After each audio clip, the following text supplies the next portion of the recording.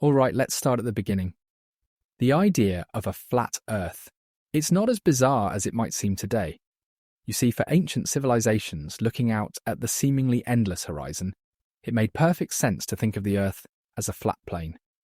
In the Near East, for instance, the Mesopotamians pictured the world as a disk floating in an ocean, while the Egyptians described it encircled by water, like an island surrounded by the great cosmic sea. So they saw the world as almost bound by water. Exactly. The seas were thought of as the boundary to everything. Even the ancient Greeks initially adopted this view. Homer's works, like the Iliad, include mentions of Oceanus, this massive expanse wrapping around a flat Earth. It wasn't until around the 6th century BC that we start to see the shift in thinking, thanks to philosophers like Pythagoras. Ah, Pythagoras. That's the name people associate with triangles, right? Not the shape of the Earth. True enough, but he's also credited as one of the first to suggest the Earth was spherical. By the time of Aristotle, in around 330 BC, things had moved from pure speculation to observation. For instance, Aristotle pointed to how the shadow of the Earth during a lunar eclipse is round. He also noted how travellers heading south saw new constellations rise above the horizon. Clear evidence, he argued, for a curved surface. That's so logical. But I wonder, did everyone just drop the flat Earth idea immediately? Not at all. In fact, it was a slow transformation. Cultures like the Chinese continued to hold flat Earth views well into the 17th century, despite other advances in science. But there's a twist to this story. Did you know the whole idea that people in the Middle Ages thought the Earth was flat is actually a myth? Wait, what? A myth? But isn't that what loads of us were taught in school? Yes, precisely. This misconception stems from 17th century Protestant narratives.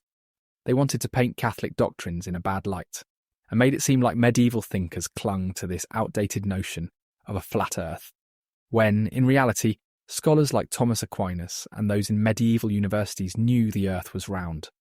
By then, the spherical concept was widely accepted among most educated people. That's fascinating. So basically, this whole flat Earth in the Middle Ages idea was just a smear campaign. More or less, yes. The irony is that although people have believed in a flat Earth, the historical spread of that belief has been exaggerated. What really changed things, though? The expansion of empirical studies. People like Eratosthenes measuring the Earth's circumference in the 3rd century BC with remarkable accuracy. It's amazing how early they figured some of this out, isn't it? It really is. And throughout history, science consistently reinforced the spherical understanding. But next, we'll see what happened to traditionalist flat Earth ideas within early Islamic scholarship, and how Greek influence prompted a shift in perspective.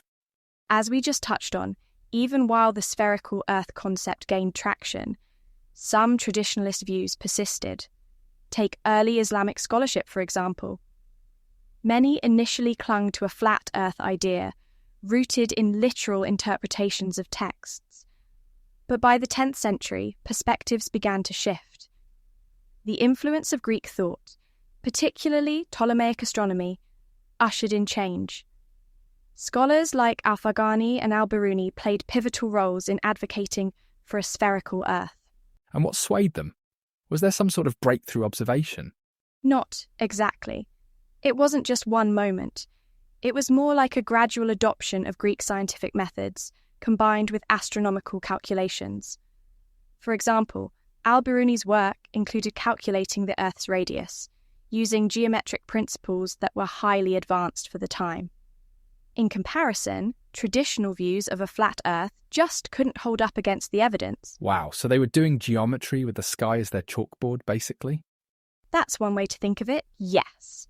And their precision paved the way for a more widespread acceptance of the spherical model across the Islamic world. But, interestingly, while Islamic scholars were embracing this change, China had a very different story. Okay, so how did China see things at the time? Great question. Ancient Chinese cosmography consistently described the Earth as flat and square, with a round heaven above. This view stayed largely unchallenged until the Ming dynasty, around the 17th century, when Jesuit missionaries arrived with their European science and cartography. Wait, missionaries changed their way of thinking? Exactly. The Jesuits brought with them advanced astronomical instruments and maps, which reshaped Chinese perceptions. An astronomical treatise written in 1648 by Xiong Mingyu, for example, finally outlined the Earth as spherical and explained the potential for circumnavigation. It was revolutionary for Chinese cosmology at the time. That's incredible. But how did they take to the idea culturally? Was it hard to convince people? It wasn't immediate, let's say that. The established belief systems were deeply ingrained, and even with empirical evidence, it took time for the spherical model to gain acceptance. But we see the introduction of European concepts through Jesuit maps like the Kunyuwango Kwantu, essentially the first Chinese map based on a globe. It was a powerful visual argument. So maps were their aha moment? That's right. Visuals can be incredibly persuasive. But let's talk about another misconception: the belief that flat Earth thinking dominated the Renaissance. Ah, yes. That's where the flat Earth Middle Ages idea comes in, right? You've got it. This myth has persisted, but like we discussed earlier, most educated people during the Renaissance accepted a spherical Earth. What's fascinating, though, are the feeding frenzies over unscientific claims. Even then, cultural narratives often took precedence over hard evidence, which, honestly, mirrors some of our modern challenges. Huh. So people were spinning stories instead of looking at the facts. Precisely. And that laid the groundwork for the curious mix of beliefs we see later. In fact, it might surprise you to learn how these flat Earth narratives made a comeback in recent centuries, fueled by figures like Samuel Robotham and even the Flat Earth Society in the 20th century. And that brings us to the modern era. Even with the incredible technological advancements we've achieved, you'd think such ideas would fade away. But instead, flat Earth theories persisted. They even gained momentum in the late 19th and 20th centuries, evolving and adapting to the times. Wait, like a full-on resurgence? People really started believing in it again? Exactly. It all started with an English writer named Samuel Robotham. In the mid-1800s, he wrote a pamphlet called Zetetic Astronomy in 1849, which laid the foundation for modern, flattened Earth theories. And later, in 1956, the Flat Earth Society was formally established, becoming a sort of hub for these beliefs. But why? I mean, they must have known about satellites and, photographs of Earth by then, right? Yes, absolutely. But here's where things get interesting. Human psychology plays a big part. Believers started weaving elaborate conspiracy theories, claiming that all the evidence for a spherical Earth, from NASA, government scientists, was part of a grand cover-up. The Flat Earth Society essentially framed their beliefs as a rebellion against mainstream science. And then, of course, we enter the internet era. Ah, yes, the internet, which can either make you smarter or fool you into believing the wildest things. Spot on. The internet became a double-edged sword. On one hand, it's an incredible tool for education, endless resources at your fingertips. But at the same time, it gave rise to echo chambers, where misinformation thrives.